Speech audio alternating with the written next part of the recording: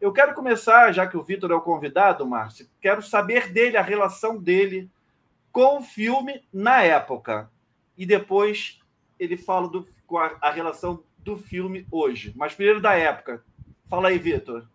Então, vamos lá. Eu assisti esse filme mais ou menos em 92, um ano depois de ter sido lançado.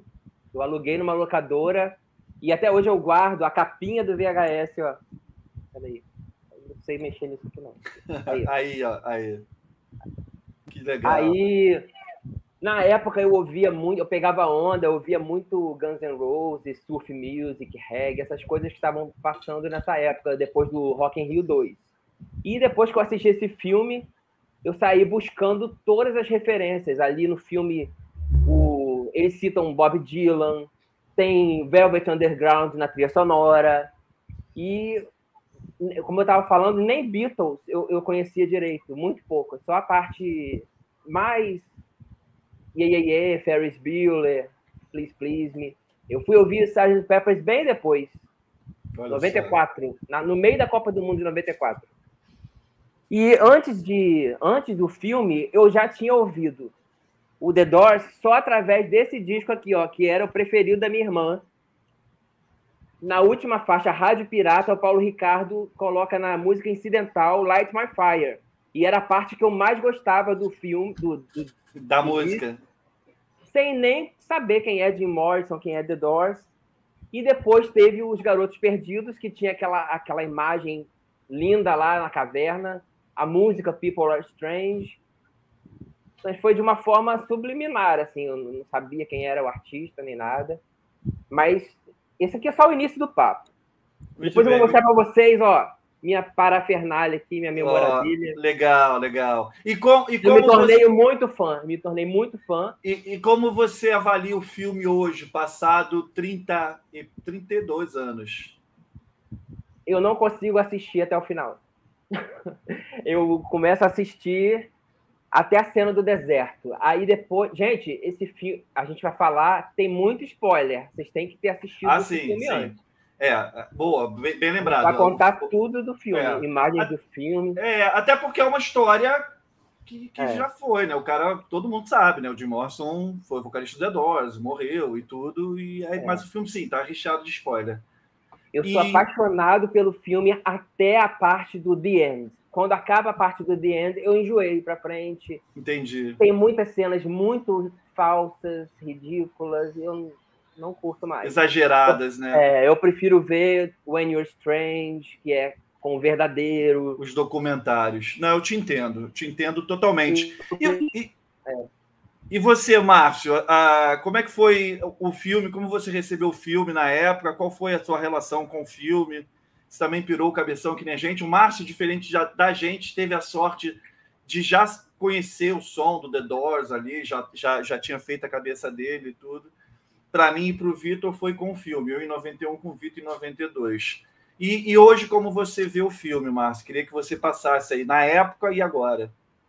Em primeiro lugar, eu queria dizer o seguinte, que a única banda, o único artista que eu sei a data exata que eu conheci foi The Doors. Eu já falei isso em outra live aqui no Pitadas. Foi. 12 de março de 1987. 12 de março de 1987. Na festa de aniversário de um grande amigo meu. Festa de 17 anos dele. Eu tinha 17. Não, ele tinha 16, eu tinha 17. Ele tem um ano menos que eu. Pois nessa noite, estava tocando rock and roll, aquela coisa gurizada, amigos de colégio e tudo. E nós tínhamos um amigo chamado Tércio Pérez, mais conhecido como Teco. E aí o Teco chegou naquele dia com esse disquinho aqui para tocar na festinha da garotada, né? O disco tinha sido lançado em 85, ou seja, ele já, de alguma forma, colocou o The Doors de novo na roda, porque essa capa começou a circular nas lojas de disco naquele período, né?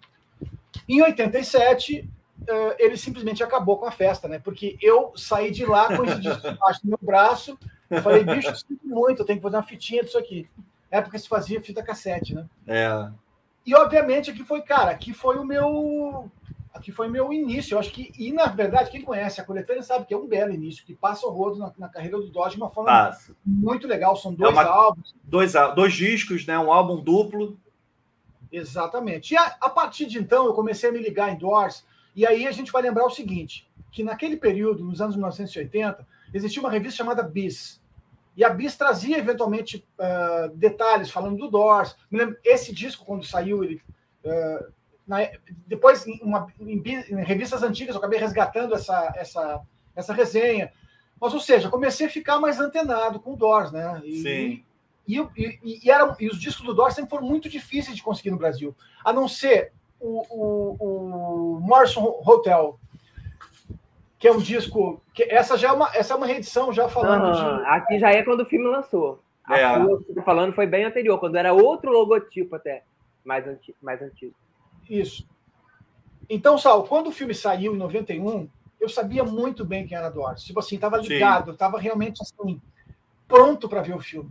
E a expectativa, legal, cara, era como ir num show de rock. Eu me lembro que teve um premiere, teve um lançamento num cinema que não existe mais, aqui em Santa Maria, na minha cidade que eu morava, cidade onde eu nasci, que era o Cine Independência. Tinha mezanino, tudo, cara, completamente lotado. E um apresentador de uma rádio local fez uma espécie de apresentação, falando que era o Doors e tal, papapá, e passou o filme. Bom, eu vi o filme 3 vezes em 2 semanas, né, cara? Porque eu levei depois mais uns amigos, levei meu irmão na época. Mesma coisa que eu. E obviamente que, naquela época, vou fazer um referencial. Diferentemente, por exemplo, quando aconteceu com o filme do Queen, com o seu agora do Freddie Mercury, né? O filme. Todo mundo sabia que o filme tinha problemas, que de alguma forma, cronologicamente, ele tinha equívocos incríveis. Tem muita perna de anão no filme. Vamos lá, tem muita coisa errada no filme. Muito. Mas, naquela época, eu me lembro que a revista Bis, inclusive, celebrou o filme. A Sete celebrou o filme, que era uma revista de cinema. Ou seja, existiu mais. Eu tinha essa revista. Eu acho que eu tenho ainda. Eu acho que eu tenho também. Existiam mais elogios do que críticas ao filme. Eu me lembro que falavam do Manzarek, que era o cara que queria dirigir o filme, coisa e tal, e acabou criticando. Mas o que se passou na época foi basicamente a crítica foi chapa branca, enaltecendo, e principalmente a performance do Val Kilmer, que realmente, vamos lá, né, é espiritual, é kármica. Isso é um dos grandes momentos da carreira do Kilmer. Inclusive, eu estava revendo hoje o documentário do que tem dele na Amazon, e aí tem um trecho em que ele fala sobre o filme, né? E ele diz exatamente que durante um ano ele foi Jim Morrison. Ele vestiu calças de couro por um ano. Ele quase acabou com o casamento dele naquela época, porque ele só ouvia Doors, ele via vídeos do Doors, ele realmente... No set de filmagem, o Oliver Stone falou que todo mundo da equipe tinha que chamar de Jim, ou seja, ele entrou no personagem mesmo de uma forma incrivelmente espiritual, assim. Exatamente. Inclusive usando a própria voz, né? Vamos lá. Em grandes partes na maior parte do filme, ele que canta as músicas, e com uma voz que realmente lembra a voz do Morrison. Então, para fechar, Sal, o filme, na época, foi celebrado. O Jim Morrison bufão, o Jim Morrison ébrio, o Jim Morrison anarquista, que é uma das facetas do Jim, foi mostrada no filme, claro que dentro de um viés muito exagerado. Porém, no final dos anos 1990, eu importei esse livro na época, da Cooperativa dos Estudantes de Santa Maria, direto de Portugal, a editora Assírio Alvim, Daqui Ninguém Sai Vivo, o livro do Jerry Robkins e do Daniel Sugarman, que, de alguma forma, desconstrói esse personagem do filme. Por quê? Porque ele mostra um Jim que, eventualmente, inclusive, é tímido, que é um leitor ávido, que é um cara que é apaixonado por poesia, que é um cara que tem uma abordagem até leve sobre a vida, eventualmente, não todo o tempo no pico, estourando, ou usando tantas drogas quando se mostra no filme, que, na verdade, o Jim era basicamente alcoólatra e usava outras drogas, eventualmente, mas o álcool era o grande vício dele, né? A gente sabe disso. Então, cara, depois, com o passar do tempo, depois de ler o livro, eu realmente peguei algumas implicâncias com o filme. Obviamente que a gente percebe que tem exageros, que tem truques para seduzir o público, para dentro daquela linguagem hollywoodiana, para que o roteiro funcione como um filme que vai agradar multidões, enfim. Então, o filme hoje, ele não passa no teste do tempo para quem é fã do Doors. Realmente não passa. E outra coisa que eu acho que é o mais perigoso de tudo, as pessoas associam aquela imagem do filme como o Jim Morrison fosse realmente aquilo, né? E eu acho que isso é muito perigoso, né? Porque realmente, talvez até afugente fãs do Doors, na verdade, né? Porque muita gente tem essa coisa do bufão em 24 horas do dia, do cara que bebia o tempo todo. E veja bem, ele tinha problemas com álcool, ele usava drogas, mas sabe-se, pelos depoimentos de amigos, tudo.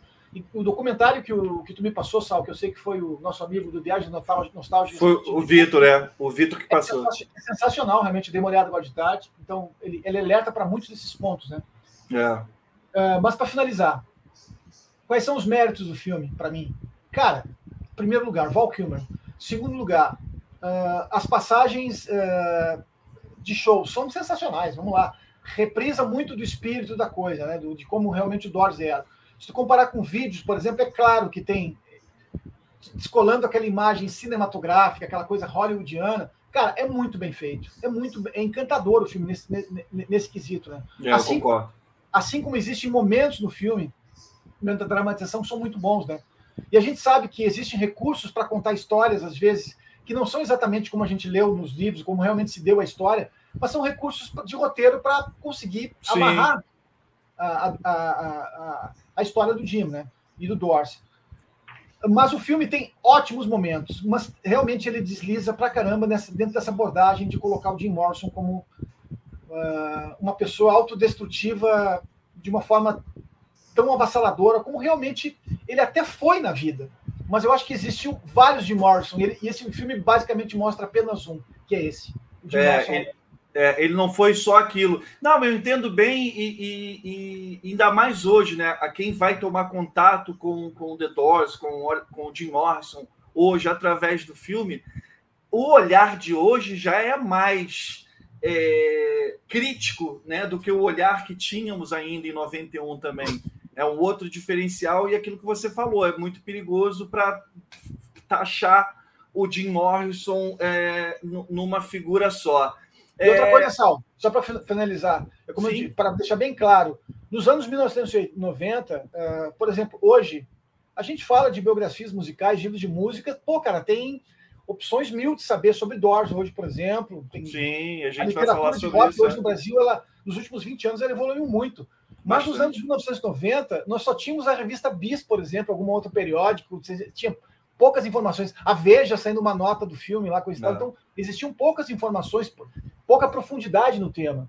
Então, para nós, aquilo passava a ser uma verdade, de alguma forma. Exatamente. Para um diretor como o Oliver Stone. Então, eu me lembro da minha decepção ao ler o livro e perceber que existia outro de Morrison além daquele do filme. Eu começou com o livro também. Aquilo que falou, uma biografia já era difícil, só importando como essa que a gente tem da Ciri Alvine, que é a editora portuguesa. E com o passar dos anos, né, o The Doors, do Oliver Stone, foi o filme que eu mais vi na minha vida. Mas com o passar dos anos, com a leitura, com os documentários mesmo, né? A gente sabe, o pessoal pode falar, mas vocês estão querendo a verdade em filme, vai assistir um documentário. Eu sei que tem pessoas assim, a gente sabe que é um filme de ficção, que é a visão do Oliver Stone sobre o The Doors, né? Sobre o Jim Morrison e tudo. Mas a gente queria um Jim Morrison mais diverso do que o mostrado.